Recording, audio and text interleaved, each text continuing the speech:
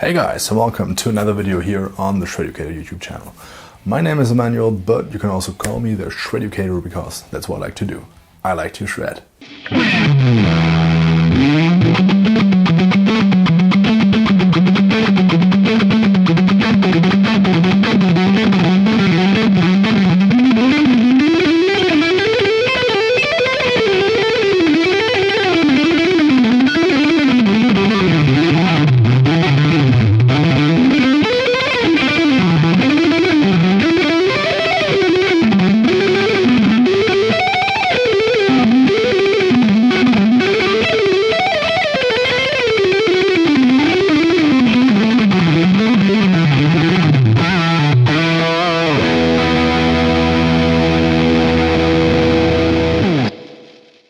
And today I am here to shred some more or less modern riffs and shred licks through this very classic pedal, which is called the Rat or the ProCo Rat, but I think that most guys will call him Rat. So for those of you who do not know this pedal, this is probably one of the most iconic, if not the most iconic distortion pedal that you could think of.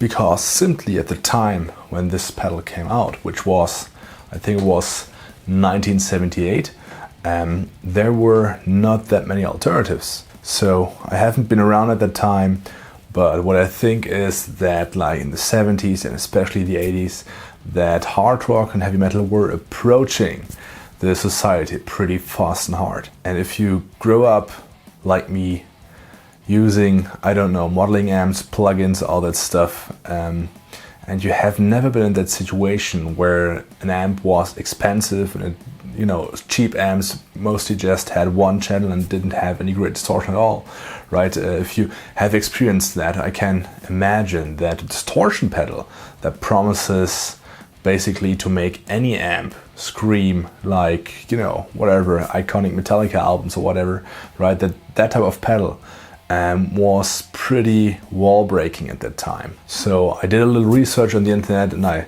saw that, for example, Hetfield used this pedal for the Kill 'Em All album, and there were like other bands and other great artists that did use it over the years, so this pedal basically has a very good reputation. But this reputation is especially based on more or less classic metal bands, as Metallica, for example, right? So these were bands that were basically pushing hard music, heavy music to the society. And nowadays, like heavy metal back then in the 70s and heavy metal, or let's say metal nowadays, is definitely not the same thing, right? So what people mostly connect to metal nowadays is like very heavy music with like, low tuned guitars, screaming vocals and all that stuff, right?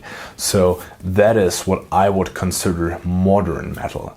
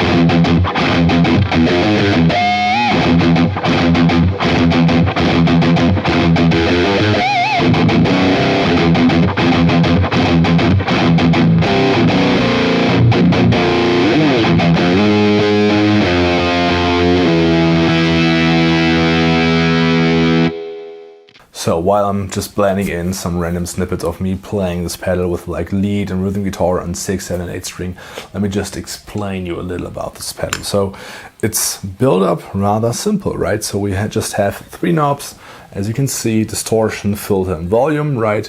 So obviously volume, yeah, it's the volume. Filter is also, well, basically a filter, but let me just explain in case you don't know. So if you put the filter all the way to the left, then what will happen is that it won't let through all the high frequencies. So let's imagine all the frequencies a guitar sound might have like this, right? Like a whole range of frequencies. And what you do is basically you cut it off here. So all the high frequencies are not going to come through, but only the low frequencies. And as you move this filter knob from left to right, it will let in more and more high frequencies. So yeah, that comes in pretty handy if you have like to deal with different pickups and also with different styles of playing. For example, for the lead playing, I don't really like to have that super bitey sound. I mean, obviously, if you're playing with gain, it always has to be a little bitey and aggressive, but you know, not fully presence up and go. So what I like to do is when I played the lead examples, I had it like at 1 o'clock or something, right? So that you still have a certain amount of like high mids that comes through, but you know, just to kill this really bitey thing.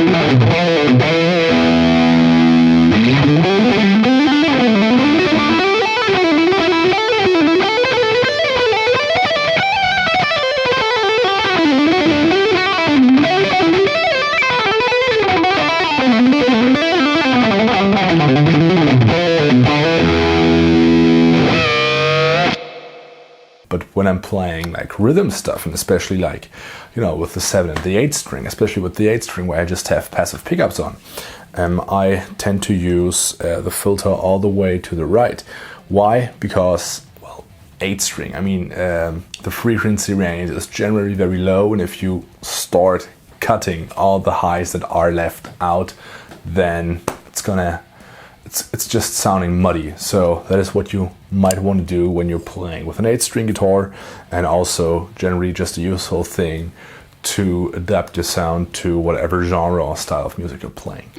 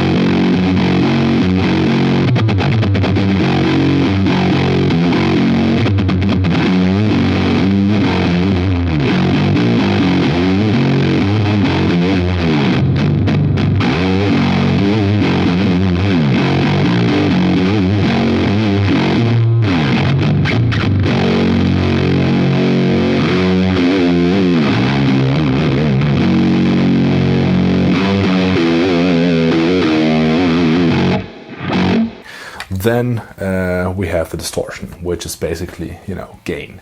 So this one decides on how much gain you will add to the sound. And something that I experienced when I played this pedal is that it really has a lot of gain, so I wouldn't turn it up too high.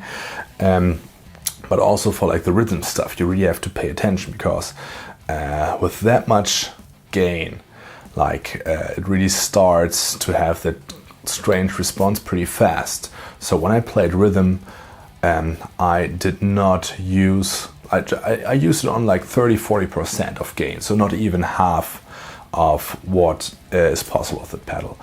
But when I played lead stuff, then I turn it up a little more, because then I'm generally like using the higher strings and they can take it a little better. But if you want to like do modern sounds with it, you really have to pay attention with that, because modern sounds don't like muddiness. Modern sounds are all about like being tight.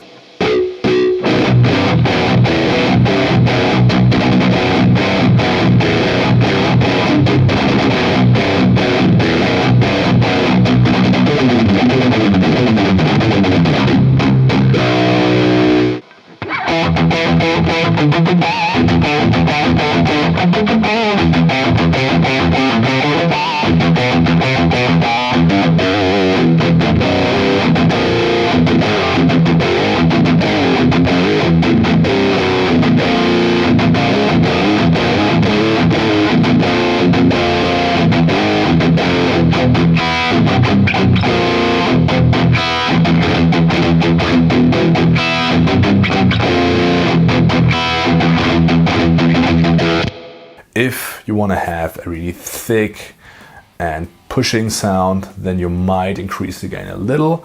But you know, for rhythm, it will definitely do its job with a relatively low amount of gain. Alright, so everyone knows that this pedal is a killer for like the classic stuff. But I really think that you can get some really good modern sounds out of it. If you feel like that you're drifting too much into the muddiness I mentioned before, then I would use another pedal to kill the low end with it, for example like a tube screamer or something, right? Because that's what they do. They generally cut out muddy low frequencies, but generally this has all the gain you would need. It has a pretty aggressive and thick sound to it, and it really has that special characteristics. Alright, that's it. Just one thing in the end. So when I'm recording this video, it's end of March 2020, so we're like in the middle of the Corona crisis. So guys, please take care of each other, stay at home, stay healthy, take responsibility, pay attention with what you're doing, right? And hopefully we will get out of this, because I want to go to the stages again. I want to go on tour. I want to play music out there for you guys. So thanks for watching again, and see you.